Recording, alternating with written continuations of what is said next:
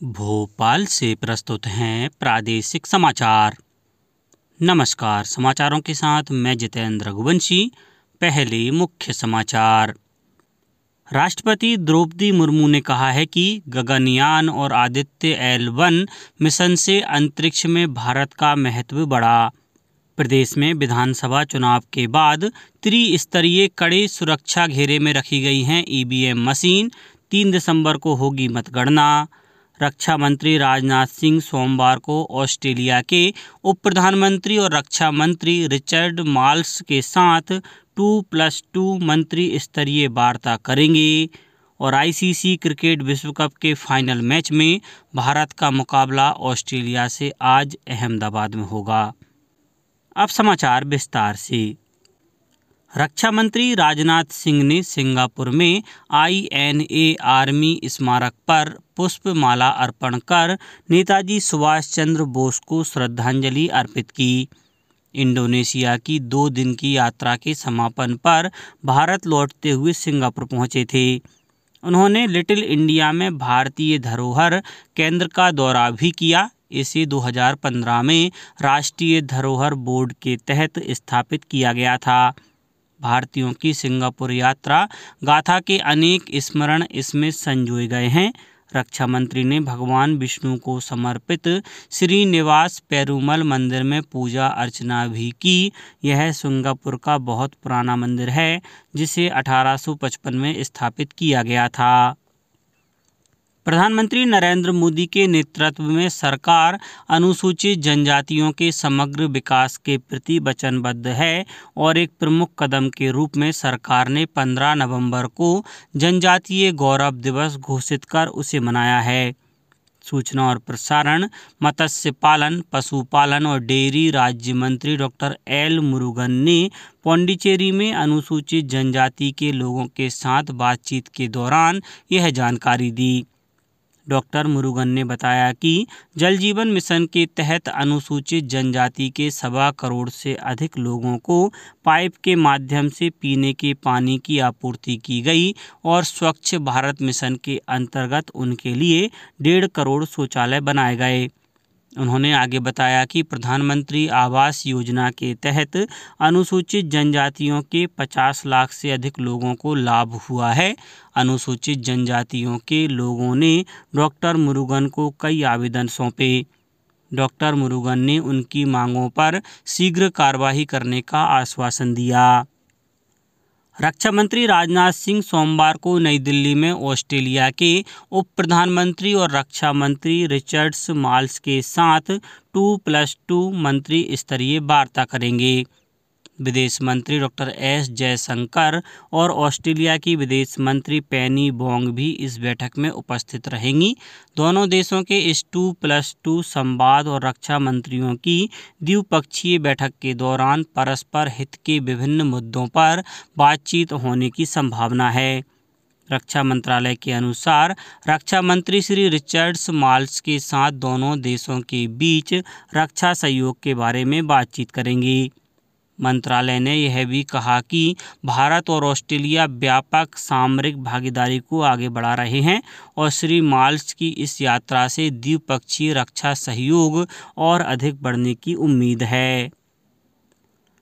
लोक आस्था का महापर्व छठ के दूसरे दिन खरना होगा, जिसमें छठी मैया को चावल गुड़ खीर का भोग लगाने के साथ ही 36 घंटे का निर्जला व्रत शुरू किया जाएगा।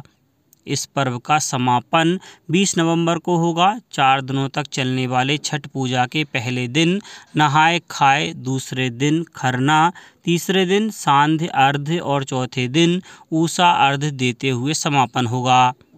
छठ महापर्व सूर्य उपासना का सबसे बड़ा त्यौहार होता है। इस पर्व में भगवान सूर्य के साथ छठी माई की पूजा उपासना विधि विधान के साथ की जाती है। यह सबसे कठिन व्रतों में से एक माना जाता है। इस पर्व में आस्था रखने वाले लोग साल भर इसका इंतजार करते हैं। धार्मिक मान्यता है कि छठ का व्रत संतान प्राप्ति की कामना, संतान की कुशलता, सुख समृद्धि और उसकी दीर्घायु के लिए किया जाता है। प्रदेश में भी यह पर्व विभिन्न जिलों में पारंपरिक हर्षोल्लास के साथ मनाया जा रहा है।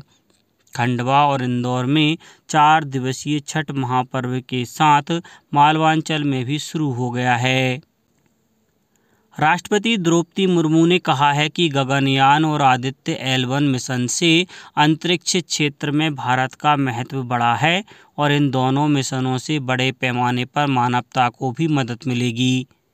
नई दिल्ली में 2047 में एरो स्पेस और विमानन विषय पर 2 दिवसीय अंतर्राष्ट्रीय सम्मेलन और प्रदर्शनी का उद्घाटन करते हुए राष्ट्रपति ने कहा कि एरो स्पेस क्षेत्र रक्षा और परिवहन के लिए स्वतंत्र प्रौद्योगिकियों के माध्यम से परिवर्तनकारी चरण से गुजर रहा है।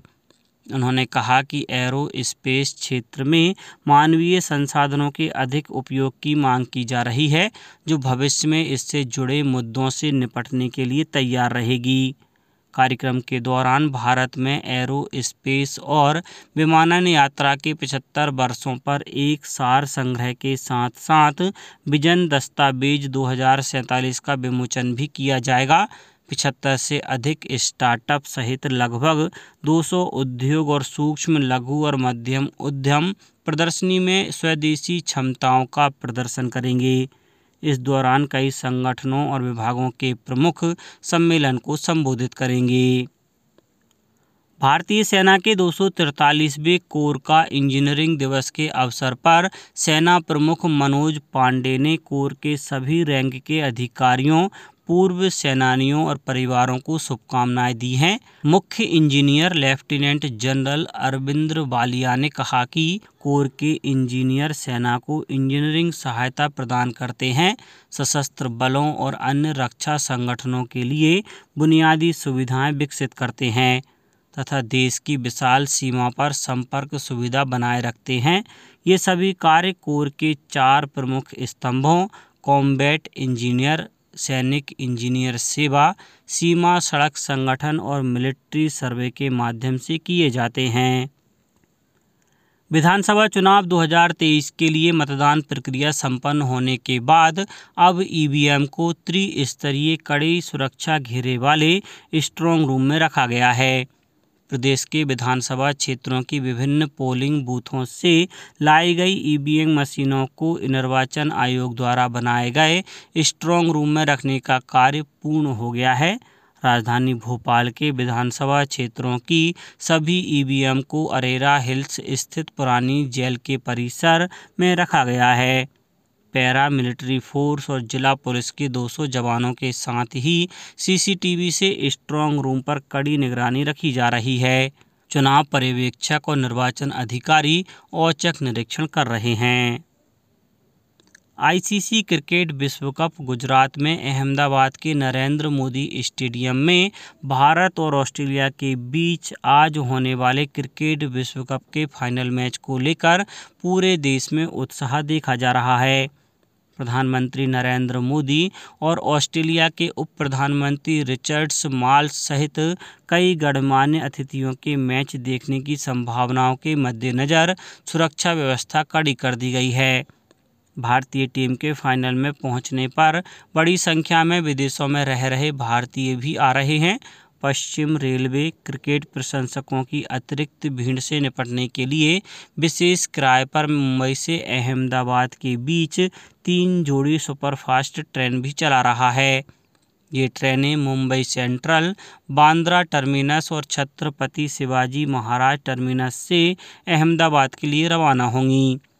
इस बीच गुजरात के मुख्यमंत्री भूपेंद्र पटेल ने आज के मैच के लिए एक उच्च स्तरीय बैठक में सुरक्षा, सफाई और यातायात प्रबंधन की व्यापक समीक्षा बैठक की। अब कुछ समाचार संक्षेप में। सीहोर जिले में मतदान समाप्ति के पश्चात मतदान दलों से शासकीय पॉलिटेक्निक कॉलेज सीहोर में मतदान सामग्री जमा कराई गई। सतना और मैहर जिले की सभी 7 विधानसभा क्षेत्रों के मतदान केंद्रों में मतदान पश्चात शासकीय उत्कृष्ट उच्चतर माध्यमिक विद्यालय वेंकट क्रमांक 1 सतना में ईवीएम और वीवीपैट को विधानसभावार ए और बी स्ट्रांग रूम में रखा गया है और नर्मदापुरम में कार्तिक पूर्णिमा के अवसर पर 25 नवंबर से तवा नर्मदा के संगम स्थल बंदरा भान पर 4 दिवसीय मेला आयोजित होगा। इस मेले को लेकर सारी तैयारियां शुरू हो गई हैं। अंत में मुख्य समाचार एक बार फिर। राष्ट्रपति द्रौपदी मुर्मू ने कहा है कि गगनयान और आदित्य L1 मिशन से अंतरिक्ष में भारत का महत्व बढ़ा। प्रदेश में विधानसभा चुनाव के बाद त्रिस्तरीय कड़े सुरक्षा घेरे में रखी गई हैं EVM मशीन। 3 दिसंबर को होगी मतगणना। रक्षा मंत्री राजनाथ सिंह सोमवार को ऑस्ट्रेलिया के उप प्रधानमंत्री और रक्षा मंत्री रिचर्ड माल्स के साथ 2+2 मंत्री स्तरीय वार्ता करेंगे। और ICC क्रिकेट विश्व कप के फाइनल मैच में भारत का मुकाबला ऑस्ट्रेलिया से आज अहमदाबाद में होगा। आज के इस बुलेटिन में बस इतना ही। नमस्कार।